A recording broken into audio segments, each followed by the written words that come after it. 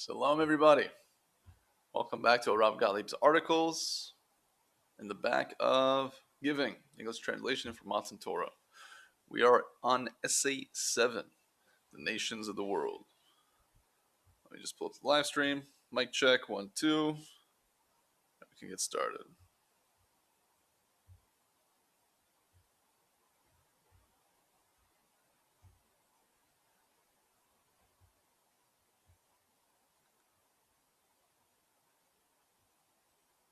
So, the Holy Zohar says the following about, quote, the nations of the world. All the kindness that they do for themselves. Tikkuni Zohar, 22a, 73b. This means that whatever acts of kindness the nations of the world do toward their friends or in the service of their gods, it will never be out of love for the other, but rather due to self-love. That is, so that it'll pay off in the end. Of course, self-love here is referring to egoistic love.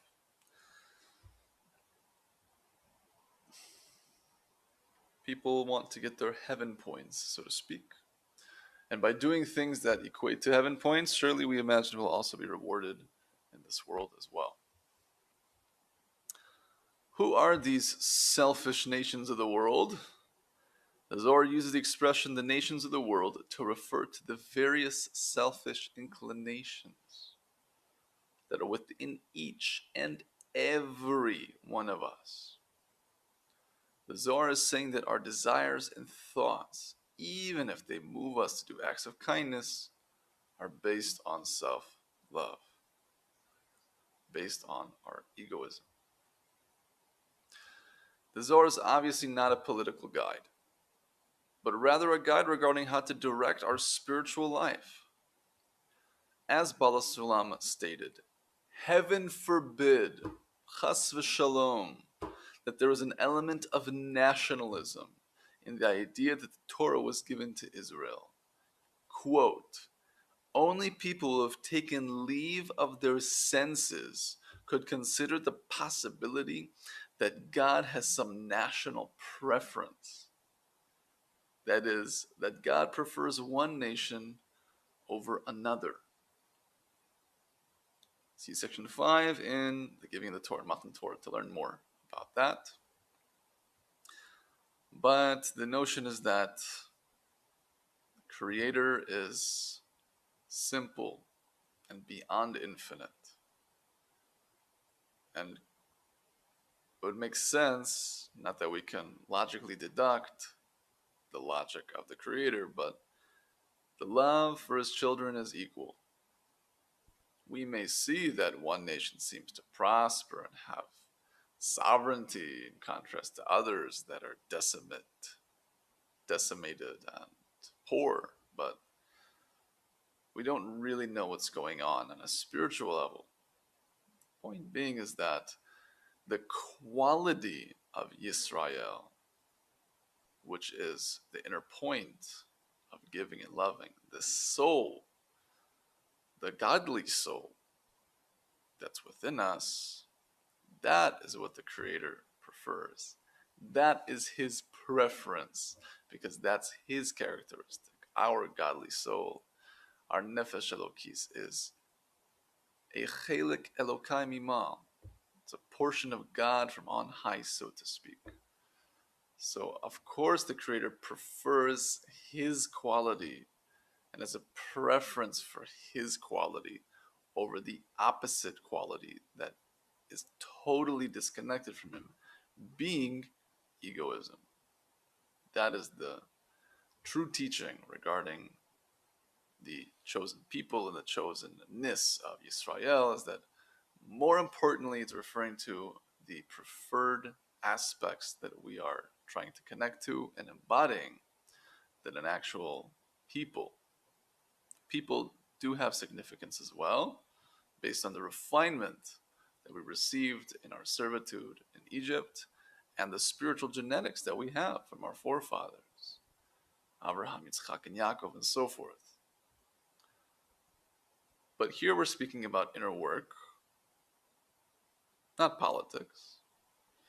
And as far as our inner work is concerned, all these aspects are within us, meaning the aspect of Israel and the nations of the world, as we'll continue to learn. All the people of the nations of the world also will someday come to the service of God, no less than will the people of Israel. Everyone will have their portion, and everyone will connect relatively equally based on their levels. Rabbi Yitzchak Luria, the holy Ari, the Arizal, said that all souls are derived from the single, original, general soul of the first Adam, the first man, Adam Harishon. Adam Harishon, according to many views, was not the first human being. Perhaps the first Homo sapiens sapien, as we understand it. Perhaps prior to that, there was a lesser version of the humanoid. But there are sources that speak about civilizations prior to the existence of Adam.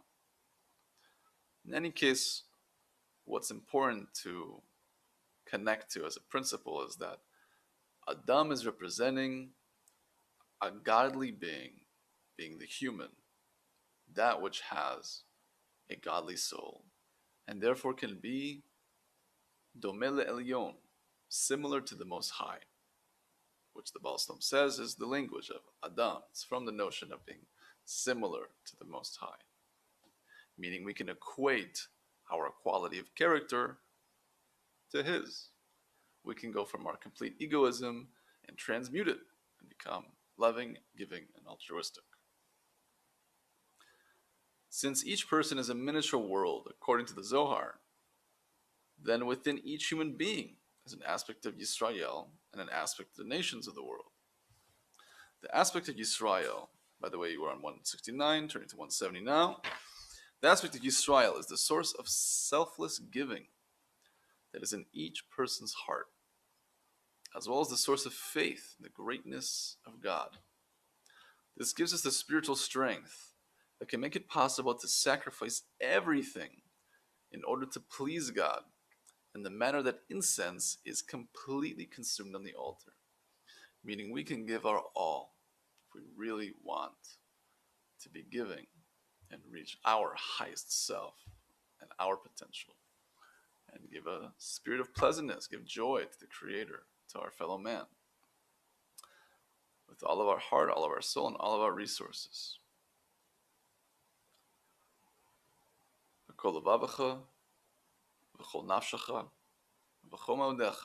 As we say in the first paragraph of Shema. The gematria of all of your heart, all of your soul, and all of your resources.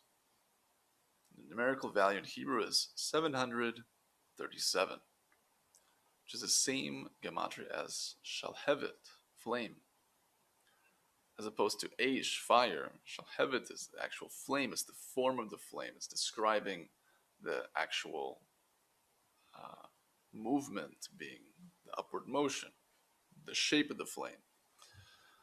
And the Arizal says that Shalhevet is the aspect of Or Choser, returning light, meaning our kind deeds and overcoming our nations within, overcoming our egoistic desires. We want to receive some type of pleasure and we deflect it. That light that we deflect, that potential pleasure that we said, I can't receive that because I'm going to receive it egoistically. I'm going to deflect it. Or I'll only receive 10%, for example, and I'll reflect the rest of it. I can take 10% of the cake. I can eat that for God on Shabbos. 20%? No. I'll deflect the rest of it. That's called Or Choser. But Or Choser in a general concept is the giving that we do in life, the giving that we give back to the Creator by means of the deflections of desires that are not fitting for us in our correction of self, in our work of our character, and the giving to others. Or Choser is the aspect of Shalhevet because it's the upward motion. The flame goes up. The same way that incense is completely consumed on the altar, and the smoke also rises upward, also alluding to this concept. In essence, we are the sacrifice. We have to sacrifice ourselves, our time, our energy, and ideally do our utmost. Most importantly, in intention, in quality, but also in quantity. And use our strength that is God given to inch ever so closer to Him. Rabbi Baruch Shalom Ashlag interpreted the 5-letter name Yisrael in Hebrew as being a conjoining of 2 words. The first 3 letters are the word Yashar, meaning straight.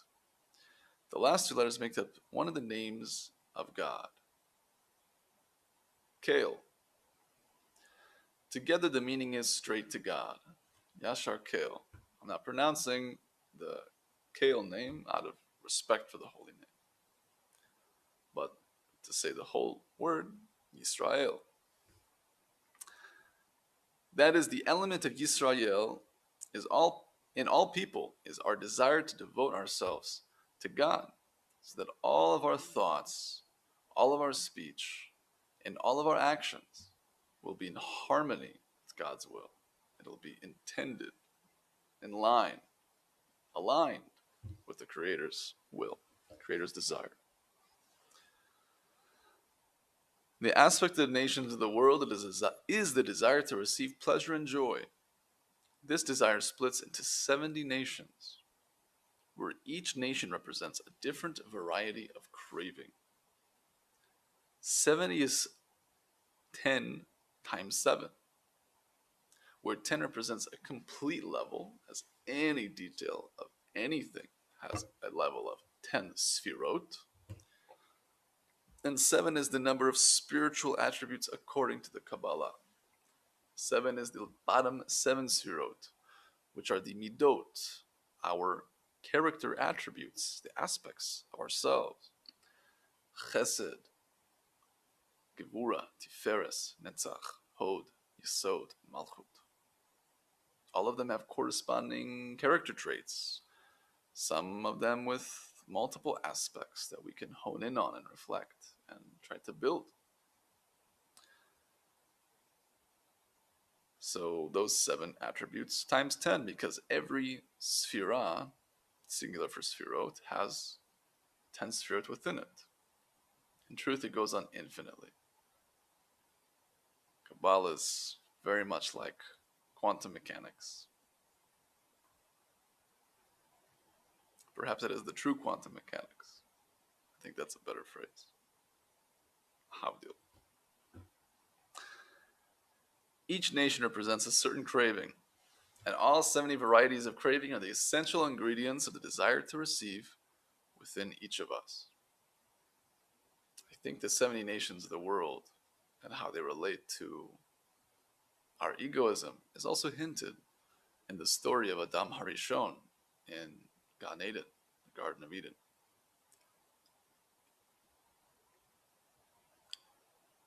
After the Chet, the Eitz Hadas, the sin of the tree of knowledge, it is said that prior to the sin, Adam and Eve's skin was that of light. Meaning, relative to understanding today, we can't really comprehend the type of spiritual magnitude that they existed in. Their being, their body was light, whatever that means. So their skin was or. Or is spelled Aleph, Vav, Resh. The Aleph, in any case, is a hint to the Creator Himself. Alufu Shel Olam, champion of the world. Aleph is also the first letter, and He is the first of everything. He is the Creator. He precedes all, which is why some say that the Torah starts with Bereshit Bet, because obviously prior to the Torah, the giver of the Torah was the Creator. So Adam's skin was light. After the sin, when the will to receive for itself alone was fully embodied within him and conjoined with his spiritual nature, he then fell from his level to the greatest degree, completely disconnected himself, and therefore became most coarse, in contrast to the Dvekut, the unity that he had with the Creator in a natural, deep spiritual way. Hence his skin being akin to light. The most coarse aspect of ourselves, the most opaque, was translucent, perhaps meaning to hint to him having the quality of being similar to the Creator, Adam, Domele Elyon, similar to the Most High. So it says after the sin, his skin became this type of skin, opaque, fleshy, flesh and blood. Skin, actual skin, is also called ore. It's pronounced the same way as light. The difference in spelling is that it's spelled with an ayin as opposed to an aleph. It's ayin vav resh. That ayin in gematria is 70. So by means of absorbing the ultimate egoism within himself, he essentially swapped the expression of his oneness with the Creator, which was the aleph, and it got replaced with an ayin. As opposed to being one with the Creator, he absorbed the 70 nations of the world, the aspect of the 70 nations, which is the will to receive for itself alone, the Rotzon Lakabel, Almanat Lakabel, hence becoming opaque and becoming real skin, fleshy skin. Alrighty, to continue. In the material world, Israel's population and geographical territory are small, and it is surrounded by the nations of the world like a small lamb among 70 wolves. This is a physical manifestation of a spiritual reality, that the aspect within each of us that identifies with the divine will is small and undeveloped, in contrast to the 70 forms of desire that wish to dominate our thoughts, feelings, and actions. A person must give much effort in Torah and the mitzvot in order to extricate the aspect of Yisrael, straight to God, from darkness to light. We must recognize its value and significance, and we must recognize the contamination and dirt and the other desires and thoughts that exist within us, that come from the myriad forms of desire. When we fully appreciate this, we can awaken ourselves to strengthen the aspect of Yisrael within us, so that it will gradually overcome the aspect of the 70 nations of the world. Key point, it seems here, is the awareness of self and the awareness of our egoism, which is given to us by means of the light of the Torah. An orator, the light within the Torah, when we learn and when we do mitzvot with the intention to absorb the light within it in order to come to a state of desiring to give, to come to a state of imuna shlema, perfect faith, then we draw that reality upon ourselves. But the bitter truth is that the light that shines within us shines and illuminates the 70 nations within. Oh, I got this nation here, this nation there, so to speak. I have these aspects within which I need to correct. And that is what the light does for us. By means of that awareness and the pain of contemplating the highest version of ourselves, our highest potential of being one with the Creator, being in Dvekut, cleaving to God, in contrast to where we are holding, to where we are, being complete egoists. And the reality of our complete egoism revealing to us, slowly but surely over time in our inner work. So by means of that pain creates a vessel. And that vessel is a means to be filled with the aspects, slowly but surely, of the revelation of the Yisrael within, the revelation of the soul. There's a well-known story of Rabbi Levi Yitzchak of Berditchev.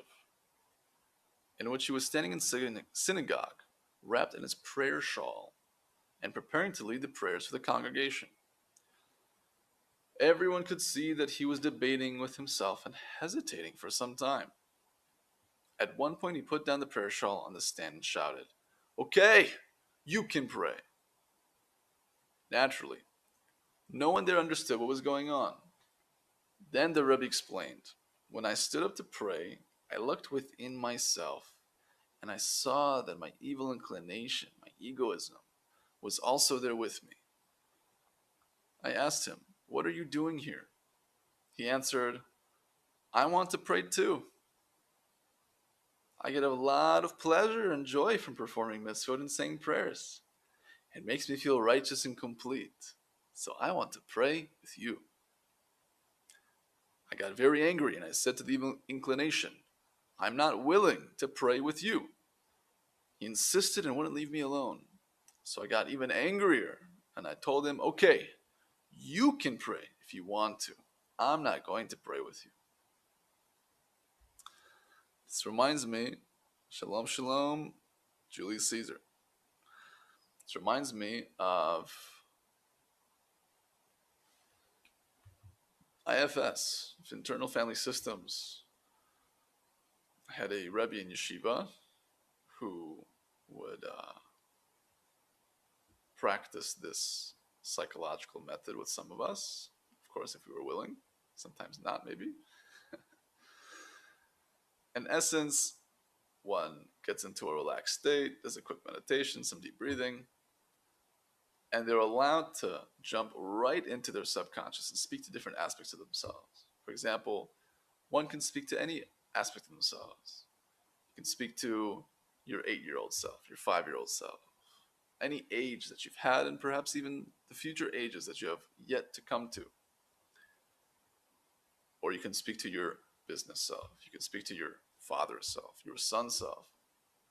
The infinite aspects that we express. Anything that it is, we can speak to that and actually dialogue with it on a subconscious level. And it's very illuminating. It seemingly has some positive uh, feedback from the actual realm of psychology and therapy. But this reminds me of that. In his great meditative state, in his great spiritual level, Rabbi Levi Yitzchak of Berdichev was able to tap in, look inside, and see that aspect of his ego, and dialogue with his ego.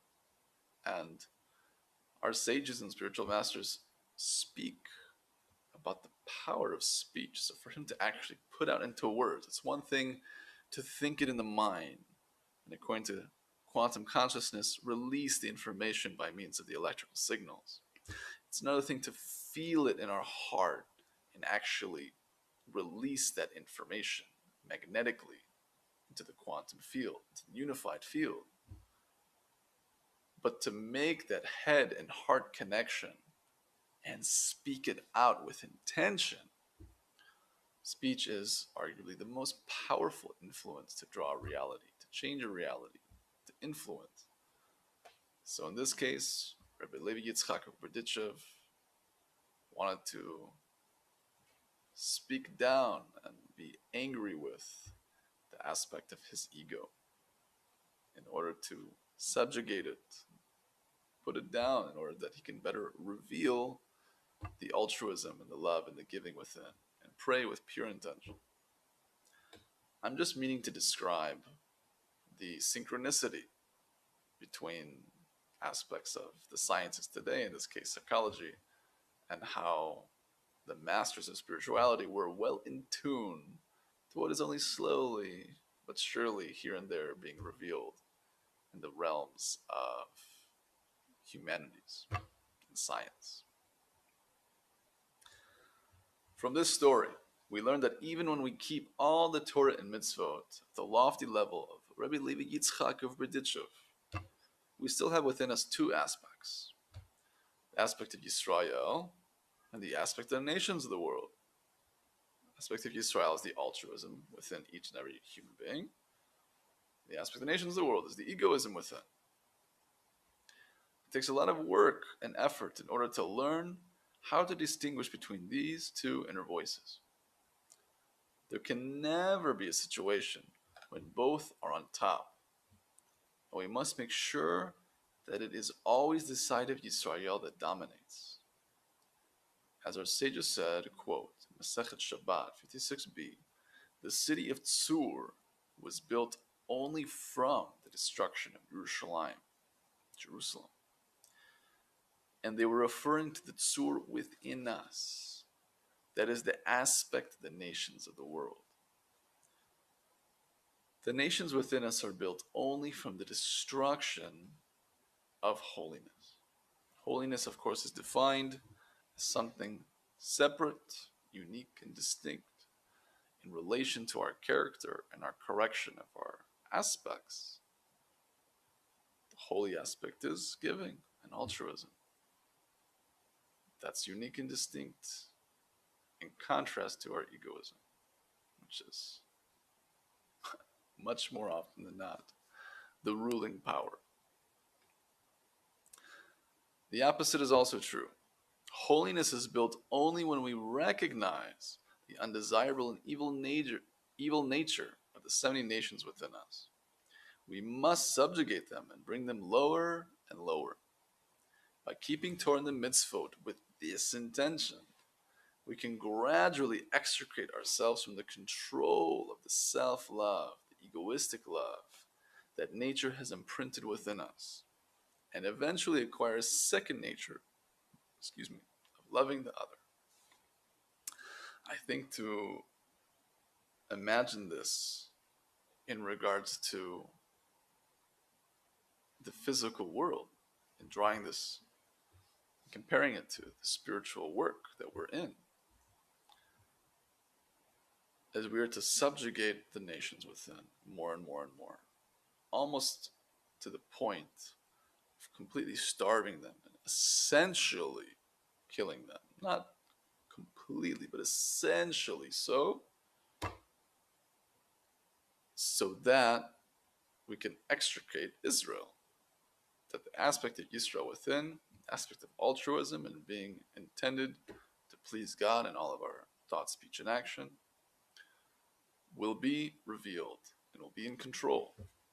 From there, meaning if we also do that on a material level, as a nation, as a Jewish people, and we can be a light onto the nations, we can be a Goy Kadosh, a holy nation,